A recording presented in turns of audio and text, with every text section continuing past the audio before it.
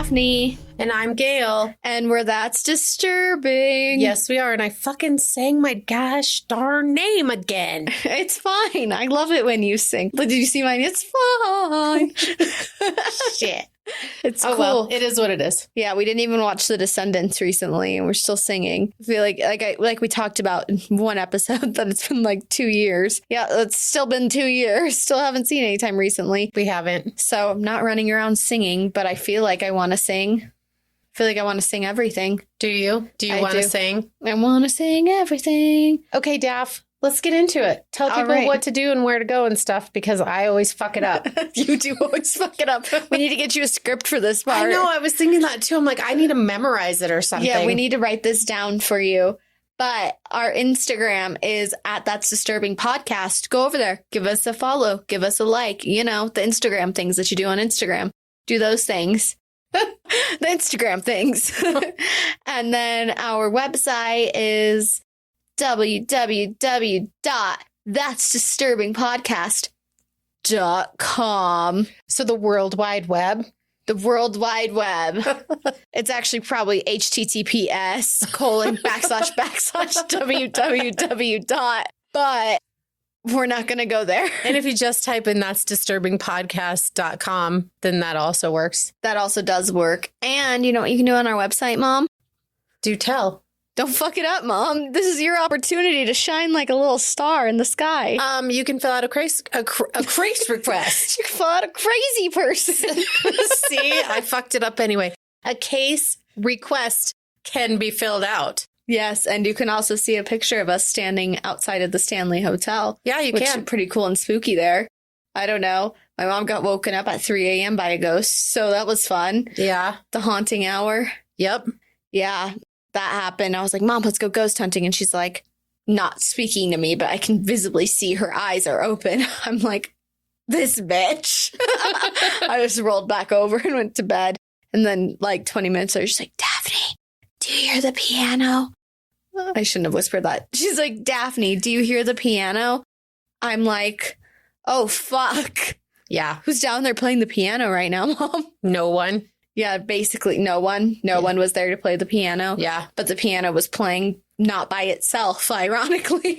Right. And I was paralyzed with fear. Right. Although not really. It just was like super creepy. And then also felt like there was someone sitting in the chair next to the bed, just sitting there. So like not doing anything, but like that feeling that you're being watched and closely in close proximity. So I didn't like it. Yeah. That's why I was like, fuck, I can't move. I'm like, I can't get out of this bed. Yeah, I don't blame you. I also would have felt the same way. I had that experience happen to me of feeling like I was being watched. Now I just heard the piano and I was thinking, let's go catch some ghosties. Let's go trap them, man. Let's do it. Let's go Ghostbusters their ass. Oh shit, we went way off rails. We did. Our Gmail. Our Gmail is that'sdisturbingpodcast@gmail.com, where you can also send us a case request. But, you know, I spent like, I would say like 3 days, about 3-4 days developing our website. I know how to use Squarespace because I have to use Squarespace, right? For other projects. Mm-hmm. So it didn't take me like an overly long amount of time, but I know how to use Squarespace. So it took me quite some time to develop our website. And I would really appreciate if people would, I don't know, just go give it a fucking gander. I'm like, I feel like a kid who set up a lemonade stand and like nobody even walks by it. Right. Poor Daph. Oh my God, am I on like a isolated, deserted fucking backcountry road in the middle of bumfuck Egypt? Poor Like, Daph. People need to look at the website and at least let us know that they looked at it. yeah. I'll be watching out for you to comment on our latest Instagram post when this comes out that you looked at the website. Yep. Just leave a comment. Just drop a comment. Ooh, better idea. Drop a dog emoji if you looked at the website. Oh, I love that. We'll know what it means, and then we'll know if you looked at the website or not. Or if you just dropped the dog emoji. I don't know how we'll even tell. So we're still using our new audio setup, and we are really messing with the editing portion of it and trying to make it sound good because we realized when we published the Frances Herman that you could hear left side, right side. And it's super distracting to me with my ADD because my head wants to turn and I'm driving in the car because I don't normally listen to us because I hate the sound of my voice. Isn't that nice? Well, I can't help it. I think everybody does, but not this. Hate the sound of my voice. I was like, damn. Well, that's harsh on yourself. Right. Everyone hates the sound of my voice. Everyone hates me. Wow. Pity party. Oh, sad day for Gail. So anyway, I'm driving in the car listening and I'm like, I'm on the left and Daphne's on the right. And it's so fucking distracting to me. And so I hope. So now this time I'm on the left and my mom is on the right. Yeah, but we think we might have figured it out in the editing process. I got this. Yeah, Daphne's got this. But unfortunately, I have to edit it while she's gone. But I'm going to do some stuff, hopefully. But so that being said, we're like trying to sit the equal distance from our microphones and we're trying not to move because Daphne sounded like she was parading elephants through the fucking room last time. I was. Yeah, it was terrible. You should have seen them. You were too busy looking at your computer, giving all of our wonderful friends a case on Frances Herman. Yeah. And I was busy like just herding elephants. Right. That I then had to clean up the elephant poop while we were editing. It's fine. It's fine. It happens, but it won't again. Well, we hope. I promise. I feel like no one can move. No one can wear shoes. No one can breathe, swallow. You have to stay perfectly in line. I just took a really deep breath and totally hit my microphone. Yeah, you can't breathe. No smacking microphones. And you can't do that thing that I do where you just talk and talk and talk and then you have to go, and then you go, Speaking of, because I'm like holding my breath as she's saying all these things.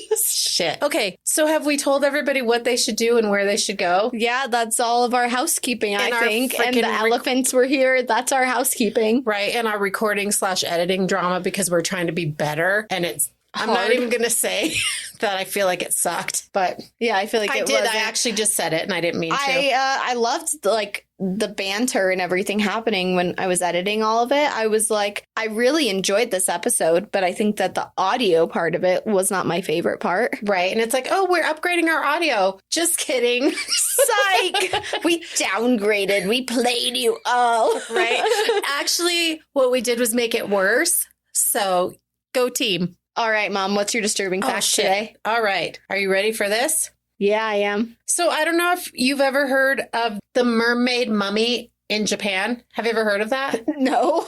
Okay, so my boyfriend's going to Japan in 2 weeks. Maybe I'll send him to go get a picture of it. Yeah, there you go. So there's this mummified mermaid, and I mermaid in quotes, that was found in a Japanese temple, and it was revealed by scientists who wanted to know what the heck this thing really was, because it's a centuries old mummified mermaid that, again, scientists wanted to know what it really was. And they thought they were going to reveal that it was like a gruesome doll made of miscellaneous animal parts, right? Right. That's what sounds most realistic to me. Right. But so what happened was that's not what happened. It was a mermaid? No, it wasn't a mermaid either. A merman. No. That would be so cool, but no. But it's really creepy looking, so we'll post a picture of it on our website. Where is it located? In Japan. Where? Japan is not like a city. Japan is a whole ass nation. Where in Japan? We went there for our second fucking episode. You know that Japan is not a one-stop shop. There's lots happening in Japan. Okay, you want to know where it is? It's in Okayama Prefecture. Okay, thank you. Sure, no problem. So scientists, like I said, they thought that this was going to be like some weird doll made out of animal parts, and it's really old, and people it's in a temple. So obviously people are like praying to it, worshiping it, whatever, right? And so what researchers thought was that it was going to be like the torso and head of a monkey sewed onto a decapitated fish's body that was then mummified, right? That was their theory that it was going to be. But what ended up happening, and so it resembles a ninjo from Japanese mythology, a fish-like creature with a human head that is fabled to cure disease and increase longevity, and had previously been displayed. This This particular one had previously been displayed in a glass case at a temple for people to worship before being stored away for more than 40 years. So a letter inside the mummy's box claims that the specimen was caught by a fisherman sometime between 1736 and 1741, but it was likely created decades after that as a hoax to sell to affluent people wanting to improve their health and live longer lives. So they're charging people to pray to this thing, right? Right. So that's the dealio. So researchers from the University of Science and Arts in Japan took possession of the mermaid last February 2022, and they put it under x-rays and CT scan, and they did radiocarbon dating, electron microscopy, and DNA analysis. And what it revealed was even more creepy than what they thought it was going to be. So it wasn't a monkey and it wasn't fish, but it was predominantly made from cloth, paper, and cotton that were held together by metal pins running from the neck to the lower back. And it had also been painted with a paste made from a mix of sand and charcoal. However, the torso was covered with parts stripped from other animals. So mammal hair and fish skin, and it says likely from a pufferfish, covered parts of the arms, shoulders, neck, and cheeks. And the mermaid's jaw and teeth were also taken from predatory fish, and its claws had been made from keratin. So they came from some sort of an animal, real animal, but it was unidentifiable. So it wasn't any human parts, though, in it. No. And that's just the top of it, right? Yeah. So it's cloth and... Right. Like but it's made from animal parts. Right. So, okay, because what I was thinking when you talked about maybe it being a monkey head on a fish body, what that reminded me of was some P.T. Barnum shit. Right. You know who that is? Oh, I do. Yeah. P.T. Barnum, the original circus. hype man. Freak show.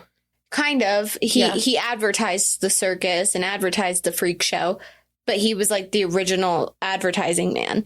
Was what he was. So that's what he would sell, the freak show kind of stuff. But he actually got his start in selling the dream to people through lottery tickets. Oh, well, that's an interesting fun fact. It is, but that's what it reminded me of the whole time I was listening to this. I was like, this sounds like some P.T. Barnum type of shit. Like somebody probably created this, right? Like this is the ninja. Is that what you called it? The ninja?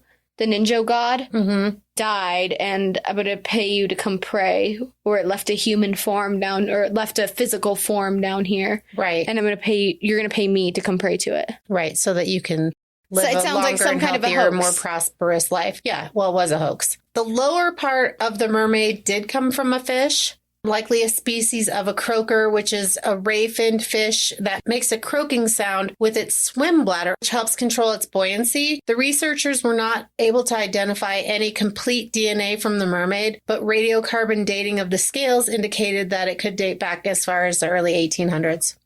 Okay. Yeah. So it's not that old. No. But that's so crazy. It's a creepy find. Yeah. Well, and I'd heard of it before because... I haven't. That's whack. Because I like all that creepy, weird stuff. I do too, but I don't know. That freaks me out. Did they say how big it was? Yeah, they did say how big it was. It was... it's not very big at all. Sorry, I'm trying to find it. 12 inches. So it's a foot long. Okay, because I was thinking, what kind of fish did this come from? Because you're talking about the kind of fish, but you didn't say like the size that it would be. And I'm like, what kind of fish did this come from if it's supposed to be a mermaid? Like, that's a giant fish if it's going to be a mermaid. Well, like a supposed, I was thinking like a full body size. You're thinking of Ariel? Kind of. I was thinking of like a full body, like something that's like full size, like a human size, right? Not like a foot long. Right, like a baby mermaid. Not like a Subway sandwich. Like a baby mermaid. Yeah.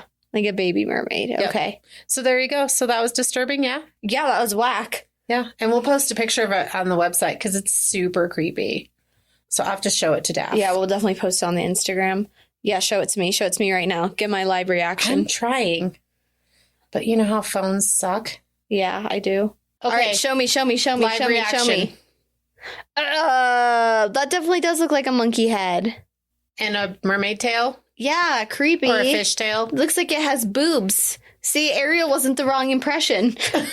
But look at its teeth and stuff. Yeah, that's creepy as fuck. Super creepy. Ew. Side view. Ew. I don't like that it's like holding its head. And look at it, has hair and stuff. Yeah, I don't like that whatsoever. Thanks. Now I'm going to have to like, oh my God. I don't know if I'm asleep tonight now. Thank you for that one. Thanks for that very much. Sure, no problem. We'll definitely have to post that on the Instagram. Yeah, that's weird. Super weird. But hey, the myth has been debunked, which is kind of sucky in a way. It is kind of sucky, but it like is kind of showing good craftsmanship to somebody. It is. But I hate that need to know and then stuff that you find out you didn't need to know. Yeah. Or like it would have been better to just think that it was a mermaid mummy. Yeah, I agree. You know, but hey, a mermaid monkey money. What did I just come out of my... A mermaid making monkey? Yeah, something like that. I don't know what just came out of my mouth. I don't even know what I was aiming for. It was a mermonkey. A mermonkey. That's kind of what I was going for. Yeah. And its hair looks like coconut hair. Yeah, it looks like a coconut husk. Yeah. But it wasn't. It was animal hair. Huh. Creepy. All right. Super. Shall we move along? We shall, because we're damn near 20 minutes into it. Fuck. We're going to cut some of this out. Yeah, we probably are. All right. So I asked my mom. She's never heard of this case. So hopefully nobody else has heard of this. Today we're going to be talking about Winnie Ruth Judd. And she was born Winnie Ruth McKinnell on January 29th, 1905. She was also known as Marianne Lane. Oh, alias. Yeah. AKA. Yeah, well, I feel like it just said she was also known as that. So I don't know if it comes into play later in the story, but I don't know if like that was like a childhood thing of hers. I just said like so many times. I don't know if it was a childhood thing that she like also went by that. Like, but I feel like that's weird that you would go by that, right? That's like, I don't know. Some like shortened nicknames make sense to me. But like, hey, my name's Daphne and I go by Corgi. That makes zero fucking sense. And why would you pull a dog? Because I have a Corgi on my water bottle. Oh, okay, that makes sense. I'm like, what the fuck happened there? Or Sharky. I also have a shark on my water bottle. So she was the daughter of Reverend H.J. McKinnell, who was a Methodist minister. And she was lived in Oxford, Indiana. And when she was 17, she married Dr. William C. Judd. And he was a World War I veteran. Yeah, he was more than 20 years older than her. Oh, wow. Yeah, in my notes I have he was more than 20 years older than him.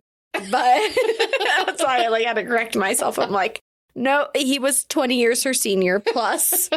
So she moved to Mexico with him when they got married. Oh, that's fun. Yeah, and it was reported that her husband was a morphine addict. Oh, that's not fun. Because of his injuries. I mean, he's a doctor, so he has access to that kind of shit, right? Well, I mean, it's not fun, but like, it makes the accessibility part of it would make sense. Well, it was more, I don't know. Well, they still use like morphine-based drugs now, but now they realize how addictive they are. But it's like how Coca-Cola contained cocaine. Yeah, until they shut that shit down like real fucking quick. Right? Not real fucking quick. It was for a hot minute that it was like that. Until they shut that shit down, and then it was like pull everything off the shelves. Right, but they gave people morphine and they gave people cocaine. Oh, yeah. Like, I think we talked about this in an episode that people smoked weed until, like, the 60s, like, or 50s or 60s is when it became illegal. Mm-hmm. Sometime around the Vietnam War. Yep. And so it was perfectly legal up until then. It's whack. Whack is crack. Crack is whack. Yes. Thank you, Whitney Houston. You're welcome. So he had a difficult time keeping a job, obviously. Weird. Because he's an addict. He's injured.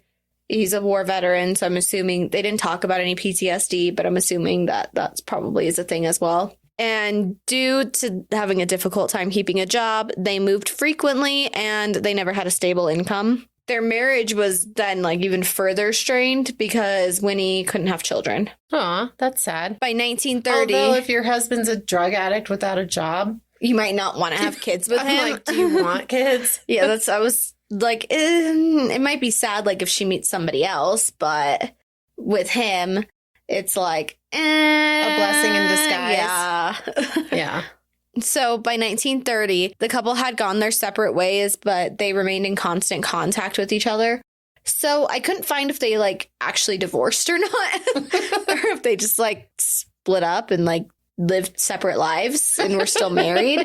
I don't really know what happened there, but I do know that they were like still in touch with each other. So it wasn't like a totally strained, awful relationship, I guess, if you're still keeping in touch with each other, right? Right. But they just weren't like Together living. Yeah, they in weren't holy like matrimony. properly married anymore. Right. Which I guess properly married is still like on paper, which they might have still been. But they weren't living together, weren't in the same city as each other. They weren't cohabitating. Right. No more. No more. No more. No mas. So she moved to Phoenix, Arizona, where she worked as a governess to a wealthy family. And governess. I was just going to say, I feel like we covered this in one of your cases. The Francis Herman. Oh, yeah. Was one of his victims. Henrietta. No, it was Annie. Oh, Annie was. Annie K. Clausen. Yeah. So just to recap, a governess is a woman who is employed as a private tutor to wealthy families, aka their nannies, to wealthy people, basically. But because they're wealthy, they're called governess. They're not like, this is my nanny. I like it. I like a governess. Sounds I do fancy. too. It does. That's why I'm like, they're wealthy. I guess they can call them whatever the fuck they want. That's fair. So it was when she moved to Phoenix that she met John J. Halloran. Mm-hmm. Halloran. Yeah. I just couldn't spit that out for a moment there. But everybody called him Happy Jack. So for the remainder of this case, we're going to call him Happy Jack. I like it. Just to keep things straight. Just to keep us on track. Of course, every John time you say it, I'm J. gonna laugh. Halloran and Happy Jack are the same person. Okay. So, or Halloran? Halloran. Is he happy? I guess so. He was a 44-year-old businessman, and he was a lumberjack, something. I don't think he was a lumberjack, though, because he was like a wealthy businessman, not like So he was labor. in lumber. He was in lumber, yeah. He wasn't like doing the job. He wasn't doing the hard lifting labor. He wasn't doing the jacking. He was doing the jacking. He was just doing the lumbering, which is not position. I don't know which one you actually want to be. Sorry. It's okay. Wow. Just the places my mind goes sometimes. So he was frightening. also active in local politics, where he was on all the local commissions and he was in many social circles. Like, he was basically very involved, very well known. And at this point, Phoenix is such a small town. You know, we're talking the late 20s, early 30s here. So small town, small city at this point. Everybody knows everybody kind of feeling. Not necessarily everybody knows everybody, but tight knit, like, you know who's the prominent people. Right. And they're all hanging out together. Just like with the Vampire Barcelona. Right. Those kinds of people. Well, that's probably how she met him, because she was the governess for the wealthy family. Yeah, I'm assuming. It didn't say how they met, but so he was a very attractive Irish man, and he liked his booze, and he was married, but it didn't stop him from being a little playboy and a philanderer. Do you know what that word means, a philanderer? Yeah, he's married to more than one person. No. Oh. No. Oh, that's a polygamist. My bad. No. A philanderer. I looked this up because I was like, oh, that's an interesting word for a womanizer. Okay. And I've heard of a philanderer before, but I guess I just haven't heard it in context. Okay. Like, so, when people say, oh, he's philandering, but I never knew that meant he was a womanizer. Yeah, so basically, like, he's promiscuous. Like, he's just often getting into freaky situations with ladies. Womanizing. Yes. Yeah, Philandering. It's just a fancy way to say he's a womanizer. He's a philanderer. Okay. I like going that philanderer. Right. I like the it too. is nice at the end. Er. So he and Winnie began having an affair. That's where this is going. After a few months of being in Phoenix, she began working as a secretary at the Greno Medical Clinic, where she met 32-year-old Agnes Ann Leroy. But she went by Anne, so we're going to call her Anne for this case. Anne was actually her middle name. Okay. And she was an x-ray technician at the clinic. And then her roommate, 24-year-old Hedvig Sammy quotes, Samuelson, so we're going to call her Sammy for the case. Okay. So both girls moved to Phoenix from Alaska when Sammy had contracted tuberculosis. Oh, that's sad. So coming to go to, be in a drier climate, be in the desert like people used to come to Colorado to do. both roommates, they were very chummy with Mr. Happy Jack, and they were also having affairs with him. Ew. Yeah. They're roommates, they're besties, you know, getting on with the same man, I guess. So Winnie moved in with the two roomies for a couple months into their bungalow in Phoenix. Mm-hmm. But then in 1931, but then they couldn't make it work, like with their friendship. I guess there were just differences. They didn't say why. They didn't say what the reason was. Do you think it was because they were all boning Happy Jack? Well, the two of them still made it work together, but Winnie moved out. Well. And found her own apartment, which was like down the street, I guess. Okay. Like very close by. Well, you know how when there's three friends, one kind of gets left out. Yeah, absolutely. So maybe. Three's a crowd. Yeah. So on October 15th, 1931, I think this is the exact date. This was a little confusing. Either this all happened the same night or it was like one night and then the next night. So, I love these old cases where you're like, or maybe, and possibly. It was in this time frame, though. And I don't mean you. I just mean like researching them. Oh, yeah. Because that happens to me all the time, too, and it's like, well, maybe it was this or maybe it was that. Right. Documentation from the 1800s, 1900s. It's like, meh. There's a book about this, but considering I just picked up this case a couple days ago to get something out before I left for vacation, I was like, I probably am not going to read the book, but I have notes from the book as well that were online. There you go. And I'm going to give a shout out when the time comes. Okay. Like I said, it was either the 15th or the 16th of October, 1931. Again, just because we don't know the exact dates, but let me give you the breakdown, basically. So either on the 15th or the 16th, this night, Winnie and her friends had a party at Ann and Sammy's house where it was very obvious that she was jealous over Happy Jack's affection. He was dancing with everybody at the party. Like, she's just getting jealous, right? Mm-hmm. She's like, I don't know where his affections lie. And then the events either happened on the same night or not on the same night. But then the following night, October 16th, like I said, this either all happened the same night or it didn't, or it was two nights. Like, I'm going to continue to reiterate. Something happened. Winnie went to her friend's house again for dinner and drinks. And then on this night, the three women were all together again when they got into a fight about Happy Jack. Oh. And who he liked the most. And so then a gun was pulled and all three women were shot. All three of them? All three. So is it murder-suicide? So Sammy, she pulled out a .25 caliber handgun, and the women all struggled when Winnie was then shot in the hand. And then she managed to get the gun away from Annie and Sammy, who were trying to get the gun back, and fires gunshots at both of them, murdering them instantly. Okay. Oh, so Winnie was just shot in the hand. Winnie was just shot in the hand. Because I'm like, well, how do you know this if they're all dead? But Winnie was just shot in the hand. So both women were stuffed into trunks. Ooh. Where Sammy's body was brutally dismembered. Her head and her torso and her lower legs were all shoved into a black shipping trunk. And her upper legs were placed into a hat box and another type of box. Jeez. Well, I feel like that makes self-defense kind of out the window. And Anne's body was intact, but was stuffed into a black shipping trunk. Same thing as some of Sammy's body. Jeez. I know. I guess she got tired. Yeah. Because I think it's a lot of work to dismember a body. I feel like it's a lot of work to dismember a body. Yeah.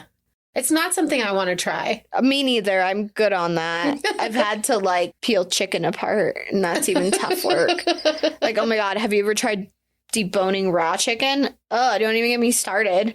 Like, I am not trying to do that. I'm not trying to debone a human. Not trying to debone a human, please. So on October 18th, 1931, Winnie boarded the Golden State Limited passenger train at Phoenix's Union Station to Los Angeles with just a few pennies in her pockets. And then she traveled overnight with the trunks. And she had her baggage.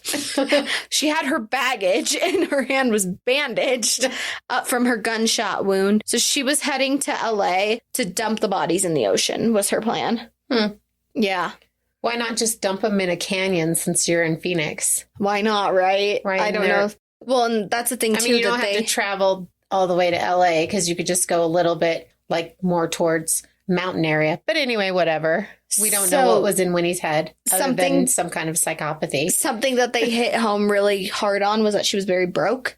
So that she just like got on this train. Tickets are pricey. This is the 30s, right? We're talking Great Depression. This is 31. Just a few pennies in her pocket. All she could do was tip like the attendants like a penny each. To help her carry her bodies in trunks. To help her carry her trunks. So around 7:45 the following morning, the trunks were immediately under suspicion because of the gross smell and the fluids leaking out from them. Yeah, I was wondering about that. So how I got inspo for this case was on Deadly Women. It's season 3, episode 6, if you want to go watch. It's called like Dark Hearts or something like that is like what the grouping of this episode is.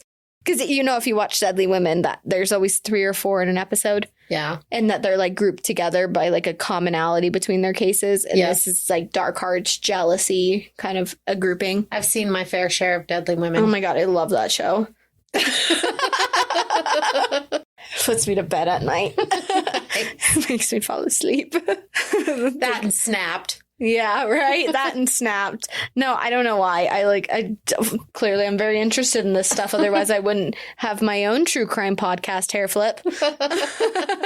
But anyway, on this episode, they mentioned, I didn't write down her name. You know, the forensic person, the lady with the bangs who's on like... Candace DeLong? Not Candace DeLong. I know who Candace DeLong is. Okay, sorry. The like medical examiner chick who always talks. No, I can't remember. Older gal with bangs. Can't remember her name. Yeah, not Candace DeLong. She has dark hair. Yeah, she has dark hair. This other woman has like lightly kind of gray hair. I don't know. I can't remember because I haven't watched that show in years. I don't even know if that show's still airing. Yeah, I don't know. Because I know Candace DeLong has a podcast now. Yeah, I knew that too. Anyway, the lady on the show was talking. She's in a lot of episodes, was my point. That she mentioned how when the body is severed, and specifically like when the abdomen is cut, when a loop of bowel is severed, that all the bacteria present in the bowel immediately is like very rapidly spewed out, and that it makes the whole process of putrefaction and decomposition sped up. Makes sense. Yeah, it does, but it's fucking nasty. Yeah, it does. I'm over here making faces and... Yeah, you're wincing. Yep. Sorry, apologies in advance. Maybe don't eat, which I feel like I should have said earlier, but you know. Well, that's the only like really graphic part about this. So maybe stop eating if you've started. I talk about the body fluids leaking out of the trunk. Yes. So at first, the station's personnel, they thought that there was contraband in the trunks because like such as dead deer. Oh, because I was like, what kind of contraband leaks and smells? Well, okay, get this. In those days, in the 30s, there was apparently deer were a contraband. There was like a big smuggling issue of deer between state lines to Arizona and California. Huh. Isn't that whack? That is weird. But I guess everything has a history, right? Right. Wow. I don't really know what that's are you all in for? about. Smuggling deer. Smuggling a deer carcass. Well, and that's my thing too. Like, why would you keep it in a trunk? Like, you can't eat it afterward. Like, what's the point of bringing it then? Ugh. You know what I mean, though? So like, gross. Like, it would just rot out. Like, what would be even the point of that? Yeah, I don't know. Unless you're trying to make jerky. But still, I don't know if I'd want to eat, like, rotten meat jerky. I was going to say, I don't think you turn meat rancid before you make it into jerky. Oh, yeah, I don't think you do that. It was just an idea of why. Why these things may be happening. So the attendant, his name was Arthur V. Anderson. Whoa, look at me. I said that. Yay. Arthur. V. Anderson. V. Anderson, but just the name Arthur. Yeah. You know, because I always want to say author. Yeah. But I said Arthur. Good job. And then I had to think about it after I said author. I was like, crap, which one is it? Arthur. So he wanted the key from Winnie to the trunks because he's all suspicious of him, right? Right. But apparently she didn't have it. But apparently her brother had them in his possession. And so she was just going to go get him from him, and he was there to pick her up. And so she'd be right back immediately, right? Of course she will. Yeah. So kind of sus, right? That she's like, I'm just going to be right back. Right. My brother has the key. Yeah. Or not. I don't know. Right. And well, actually, I do know. Yeah. But Well, and how does her brother have the key when he's in Los Angeles, but she packed the trunks in Arizona. Oh, but maybe they were pre-locked and all she did was close them.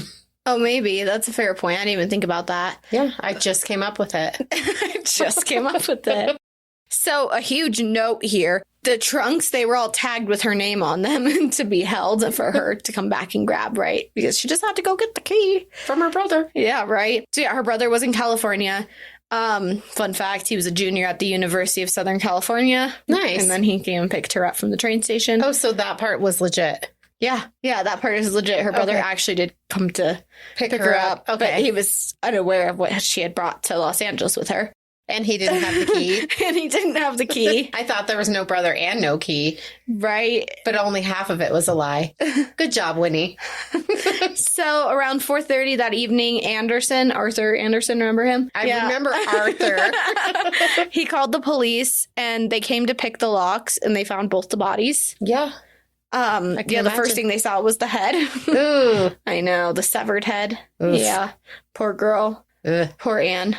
Yeah, yeah. Or Sammy. It was Sammy. Sorry, it was Sammy's body who was... Yeah, because Anne was not dismembered. Anne was not dismembered. It was just Sammy. So her brother dropped her off somewhere in LA where she conveniently, disappeared. Well, yeah.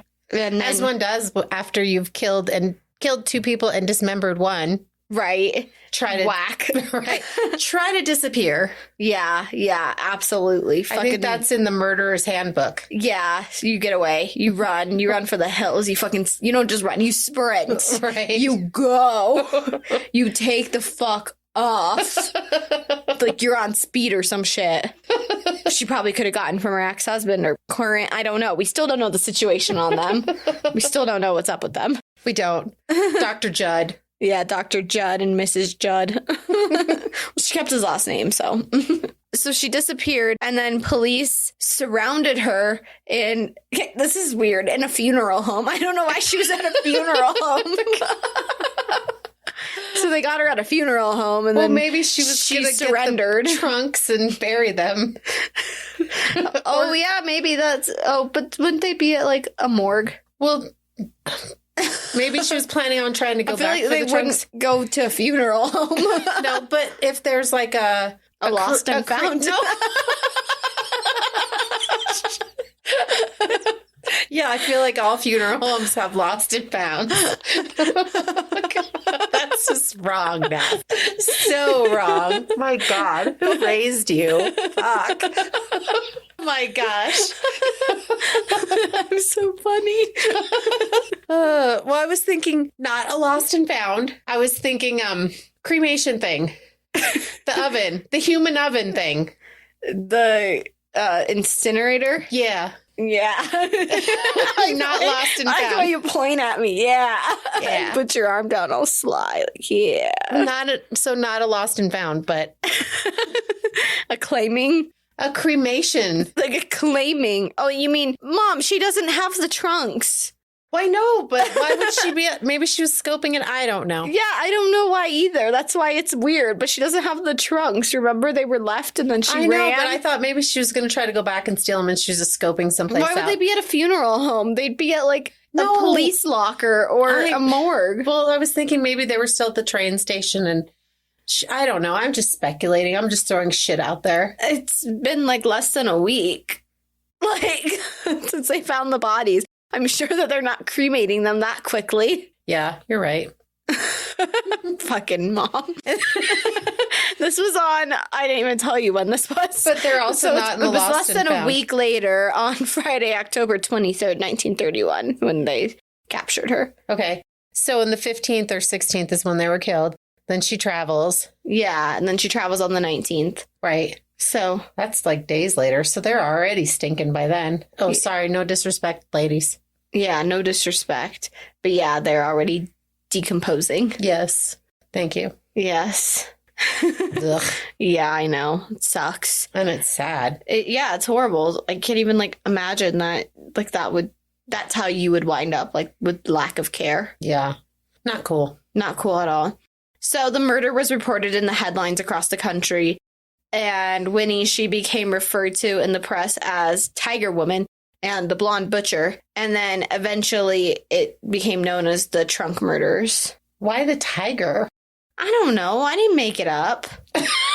I'm just like, why? Maybe because she has stripes. Okay. I don't know. Okay. I have no idea. That was just a really One far of the reach. names. Yeah. So now we're going to go back in time to Monday, October 19th, right? Mhm. When she traveled into LA. Well, you know, police are obviously alerted. Like, this is her name. This is potentially whose bodies they found. This is where she frequented, you know, kind of things, doing wellness checks, if you will, on the people in her life. Right. And so they go to the place that Annie and Sammy rented together for the first time. But reporters were also let into the home. So, you know, it destroyed all of the integrity of the crime scene Right. at that given point in time. I know, it's like the John Benet Ramsey case. It's like so many cases. I know, there's a lot of them like that. Well, that's like the one of, never mind. There are so many. I was trying to think, but it lost me. So the following day after the landlord... Are you thinking of the Valeska axe murders? Yeah, there's... But we're... Or Waleska? I don't know. I don't know how you say it. But the axe murders I thought it was Valiska. where the people... Yeah, where like all the kids, like the neighbor kids were also staying the night and all those people were hacked up. Yeah. And they never caught the guy. Yeah. Yeah, But then people were tromping the crime scene. Oh, I didn't know that people were tromping around the crime scene. Yeah, it was terrible. Basically, it was like they were charging admission and stuff.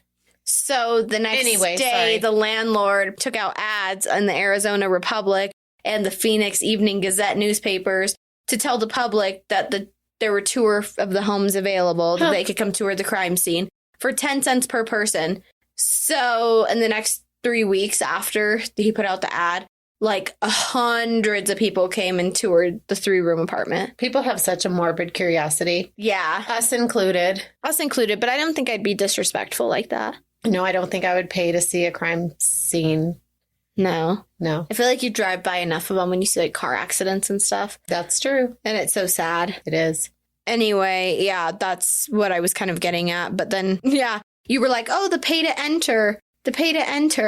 And I was like, I haven't even gotten there yet. Sorry, I'm just saying. People capitalize on murder. Oh, yeah, they do. It's so fucked. It is so fucked. Although, here we are. But we're not capitalizing because we're not making any money. But then I hadn't gotten there yet to the point that they had let people in, was the Lawson family murders, because they did that too, remember? Mm-hmm. And people were taking pieces of cake and stuff. Yeah, fucked up. Right. Fucking weird. It's weird. That's what it is. It's weird. It's weird. It's not just like fucked up. Like, it's fucking weird. Like, ew, why would you take a piece of cake that somebody's blood is probably splattered on? Like, you nasty. Yeah. Like, fucking weird. So weird. All right, sorry, moving along.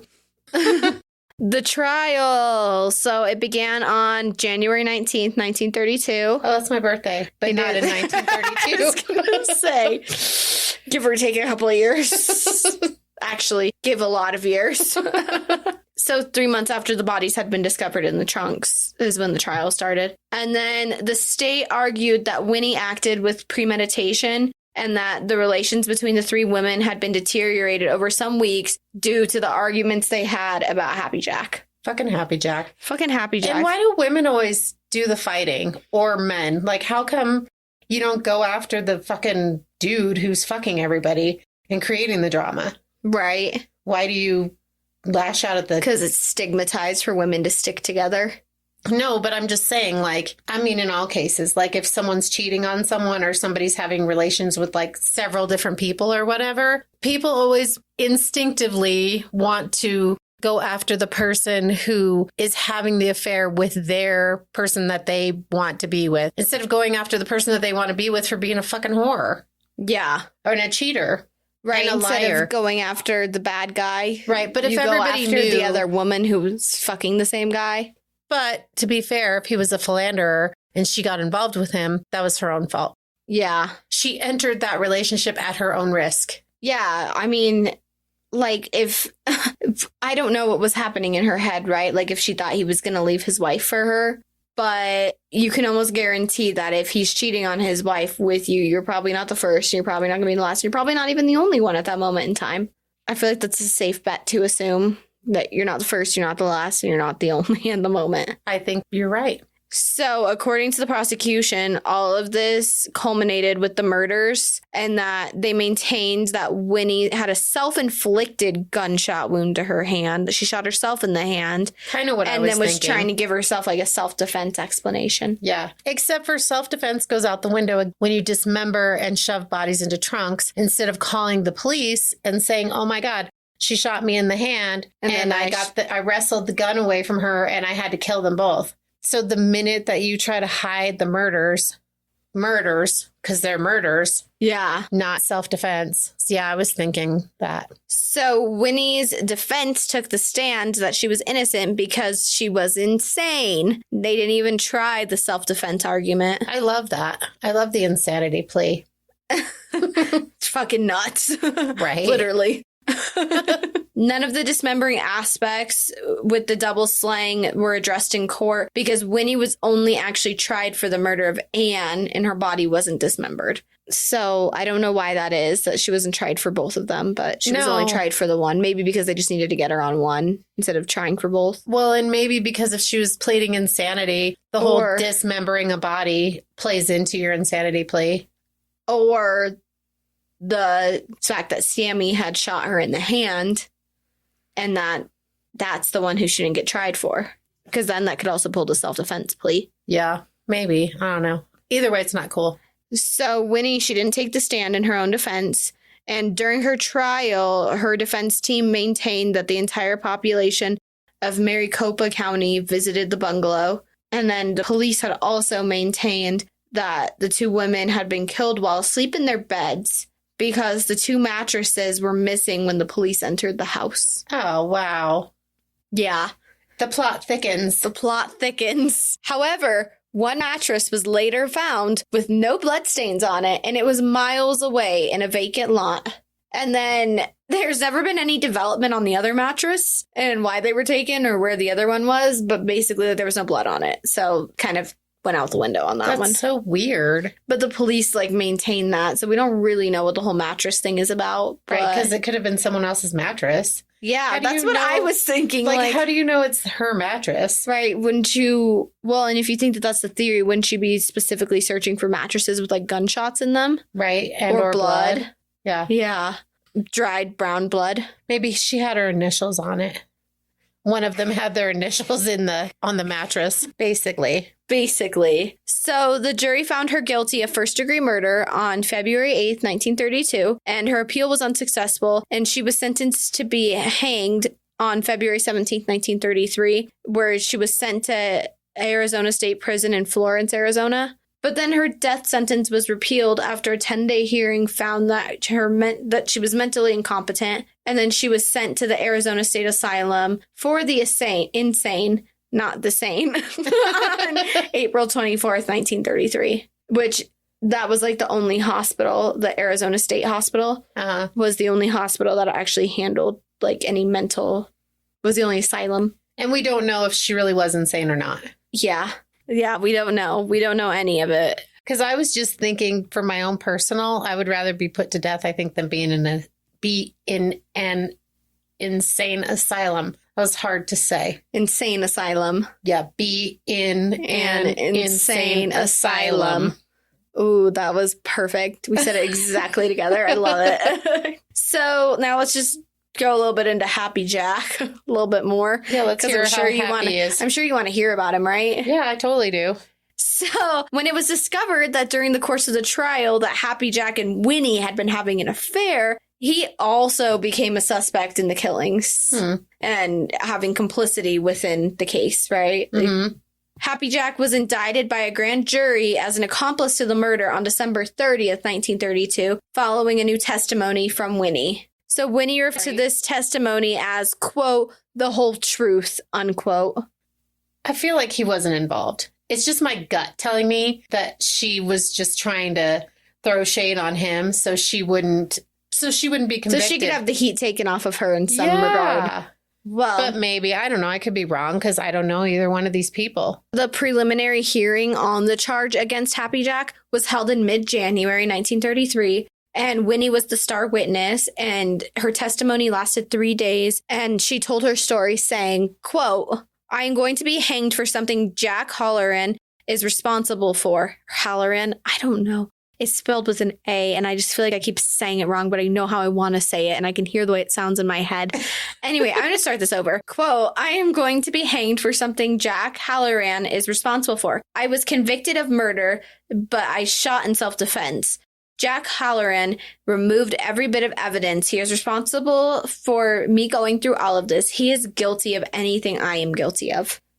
Well, and then when you put it like that, when Winnie puts it like that, think of the strength it would take to dismember a body. Right. But I don't know. Sometimes people have really superhuman strength when they need to. Oh, yeah. I've seen The Challenge many times. Like I said, if anybody from The Challenge listens to this, I would just be happy. I could just live a happy life. So Winnie testified that she had gone to the apartment on an invitation to play bridge, and a fourth woman had also been invited for the get-together, but she had already left. She testified that there was an argument about Winnie's introduction of Happy Jack to another woman, and that she killed Anne and Sammy in self-defense after they physically attacked her, right? So the fourth woman is saying that? There was a fourth woman there, but she had already left. Oh, okay. By the time Winnie got there. Okay, I thought you meant that the she fourth had been woman invited was saying over to that. play. Okay. So according to Winnie, she met up with Happy Jack shortly after the killings, and she returned with him to the girl's apartment. And after seeing the bodies, he went out to the garage, returned with a great heavy trunk, that's in quotes, and told her not to tell anyone. And then under cross-examination, Winnie admitted to repacking Sammy's dismembered body in a trunk and another luggage after 2 days after the murder. And then Happy Jack, he didn't take the stand in his own defense, but his attorneys, they told the court that Winnie's story was nothing more than, quote, the story of an insane person. And they argued that since Winnie had testified that the two women were killed in self-defense, there was no crime committed, basically. Wow. And therefore, he didn't get tried for anything. And his attorney asked for all the charges to be dismissed against him. And so then he was obviously let off free. And everybody said that that was an idle gesture for him. Wow. Because he was, well in all these social circles and political everything. But I'm pretty sure that after this, he probably wasn't.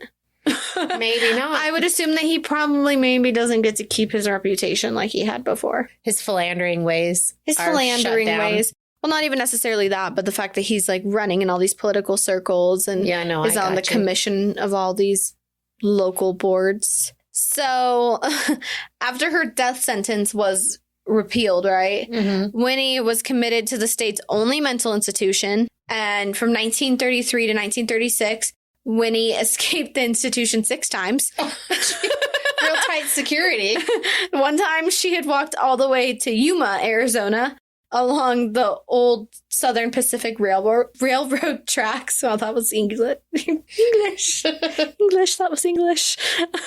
She escaped the final time on October 8th, 1963, using a front door key of the hospital that a friend had given to her. Jeez. So she ended up in the San Francisco Bay Area, where she had become a live-in maid for a wealthy family living in a mansion overlooking the bay. And she used the name Marianne Lane. Well, there you go. That's where Marianne Lane comes from. But I don't know if it was a part of her younger life or not, too. Okay.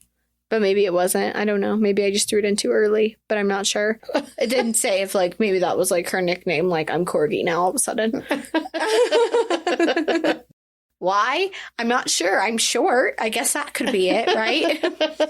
So her freedom lasted 6.5 years. Wow. Where she was a maid for them. And then her identity in California was discovered, and then she was taken back to Arizona in 1969. Wow. I know. She got away with it for a minute. Yeah, she did. So, and this is all from 1933 to 1969. She's in the insane asylum but constantly escaping, breaking out 6 times, and then getting out for 6.5 years. Yeah, it's kind of impressive. I know, right? Yeah. So Winnie hired San Francisco defense attorney Melvin Belli, which I feel like I've heard that name before. He's a pretty famous attorney, a crime attorney. Okay. I feel like I've heard that name before. I'm not sure where it's come up. Probably in another old-timey case. Okay. Or not. I guess it's not that old-timey because this is in the 60s. Right. But old enough case. So he needed to use an Arizona licensed attorney to help him with her case. And so he hired it was then unknown Phoenix attorney, but his name's come out since then. Larry. Okay. I'm going to have a hard time with this one because when I tried to look this up, his last name, how to say it, I don't know if he was French and maybe changed it to like be Americanized because like nothing was coming up on how to say this last name. Great. So it's either, maybe it's Debus, but because what I was finding was Debussy, Debusoy, something of that nature. Can I see it? It's Debus. And I don't want to be like, it's the bus. That's my issue that I'm having. Yeah, I can't help you. So anyway, he was hired. And then Governor Jack Williams, he was going to sign for Winnie's release as long as the meeting was kept in a hush-hush kind of fashion. Yeah. In the following days, Belly called a press conference calling for the immediate release of Winnie. And therefore, it's not like Desbois. Like, I wouldn't know how to say that. Yeah, you could just call him Larry. Yeah, therefore Larry had to fire Belly from getting in the way of her release. And then she was paroled and released on December 22nd, 1971, after 2 years of legal wrangling. Sorry. That's crazy. Basically, yeah, she was discharged for good. Yeah, that's crazy. So then she moved to Stockton, California. Especially after she escaped 6 times. I know. Crazy. She's lived a crazy life. Yeah, that's crazy. She married, moved to Mexico, was with a morphine addict who was a veteran, and then they just like went their separate ways, and who knows if they're still married or not. And then she killed 2 people, had a couple affairs with some guys, one more notable than the rest. Yeah, freaking crazy. Yeah, that's a life. Yeah, it is. And then she was locked up for like a lot of years, for 30 some years.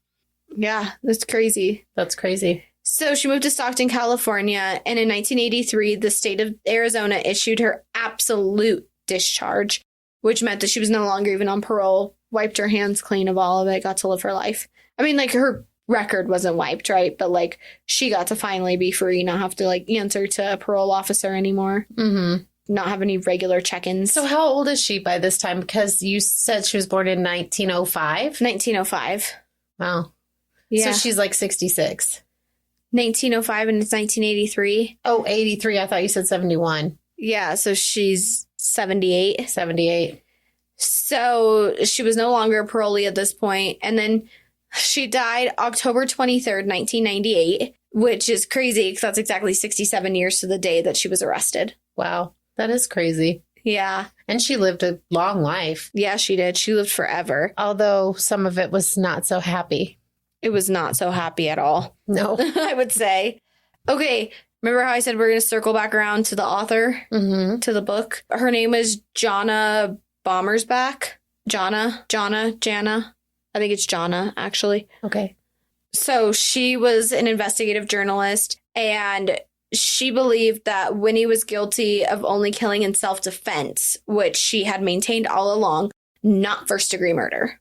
So after Bommersback had initially written her investigation about Winnie in a series of articles in the Phoenix New Times, I don't know why I want to say Phoenix New York Times. That's not it. Then she went on to write a book about her, which was called The Trunk Murderess. She went on to wrote a book? To write a book. She published a book. I apologize. It's okay. I just had Brain to. no function. The Trunk Murderess, Winnie Ruth Judd. That's what the book is called. And she thinks she's innocent? So or self-defense? She actually, she spent a lot of time interviewing her. But what about the police records that say that they were shot in their beds?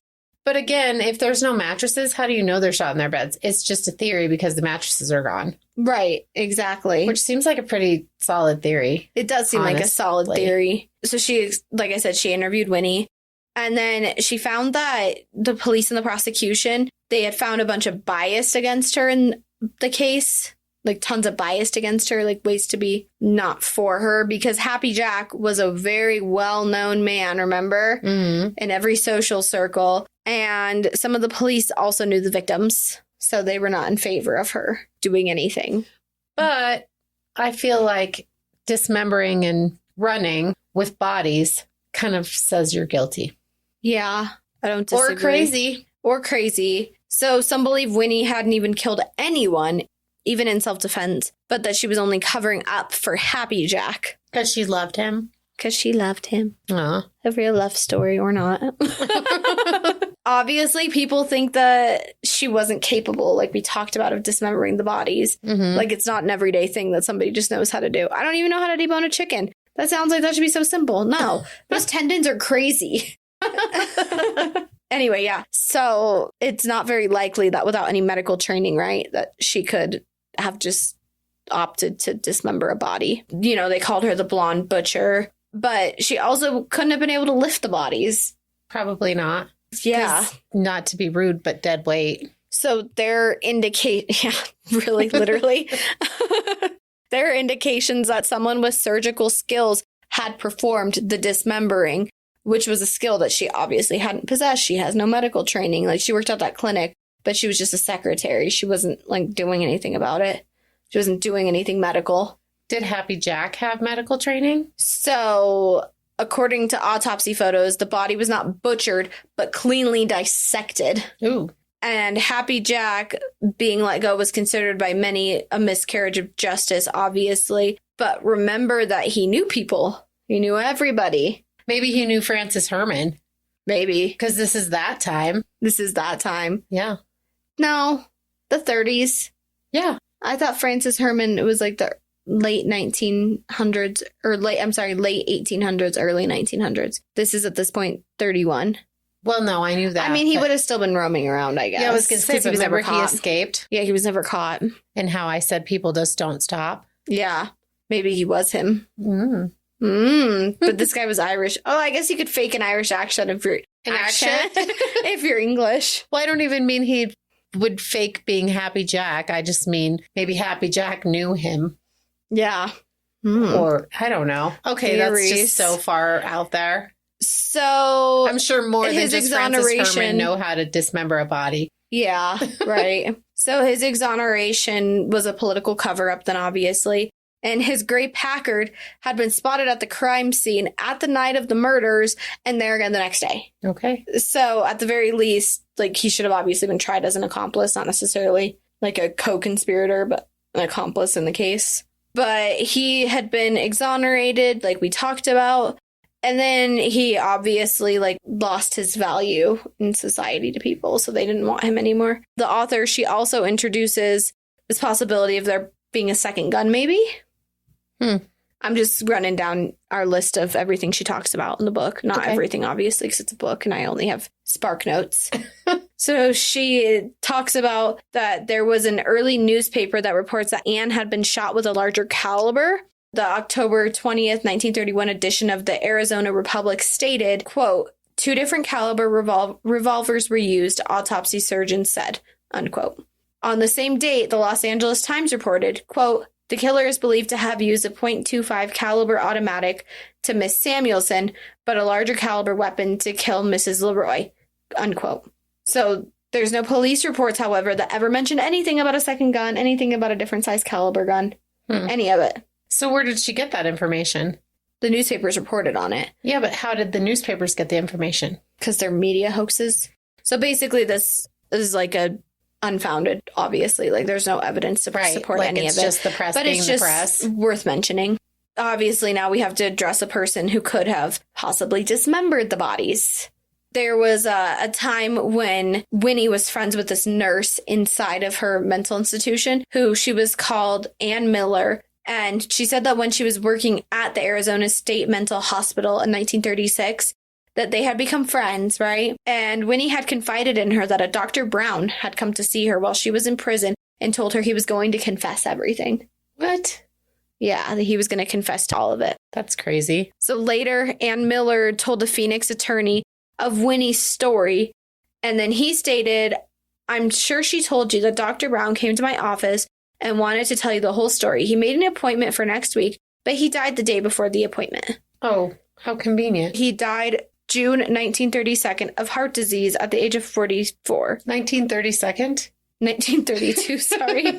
1932. I'm like, June at 1932. 19 and 32 seconds. According to this author, Bommersbach, she said that there's some people that said that he was contemplating suicide. So it sounds like a pretty plausible theory that he just dies the day before his appointment to confess everything, right? Right. So then she also wrote in this is her quote, as the New York Mirror reported the day of Halloran's indictment was announced. Like, I hear it in my head and just can't say it. A second man would have probably been indicted, according to the widespread rumor, if death had not intervened. Mrs. Judd's story included the declaration that a physician who has since committed suicide was summoned to the murder bungalow to aid in the disposal of bodies. Yeah, that's kind of our case today. There's been a movie that came out called The Murderess, and there was also a British film that came out called Keeping Mum, which, shout out, Patrick Swayze's in that movie. And it's loosely based off of the story, but... Well, I feel like that Dr. Brown's a super plausible theory then. And the murder house still stands today. Okay, sorry, that's all I got for you. Okay. Well, I personally believe that she was involved, that she probably did fire the guns, but that he carried out a lot of it, that there were probably several people that helped her get everything to the train station. Dismember the bodies, get the bodies in the trunks, get the bodies and the luggage to the train station. I don't necessarily buy the mattress thing. I feel like that may have been just like a coincidence of some nature. Yeah, or maybe they dismembered the body on one of the mattresses or something. I don't know. They never found it, so who knows? Yeah, who knows? They could have burned it. And again, the one that they did find, how do they know it was... Right. It's not like they had DNA testing back then where they could have been like, oh, this is her skin cells on this mattress. Right. But yeah, fucking insane one, right? Yeah. I told you it's a good... I'm happy you've never heard of it before. I've never heard of it. So thank you for that. That was really... I don't know, my brain's a churning. Yeah, what do you think? What do you think happened? I think she shot him. I think she was jealous. She shot him, then shot herself in the hand to look like self-defense. Then somebody helped her dismember and handle the bodies. And maybe that Dr. Brown. But how did Dr. Brown come into play? Like, how did she know him? I betcha if this is panning out the way it kind of sounds like it panned out, that Happy Jack was also involved in some sort of way. Probably one of his connections. Maybe. Or maybe she knew him from the medical facility that she was working at. Yeah. And maybe she was having an affair with him and wooed him into... being an accomplice to murder. Yeah, offered some favors or being something. Being an accessory, I suppose. Yeah. Not an accomplice, but an accessory. Yeah.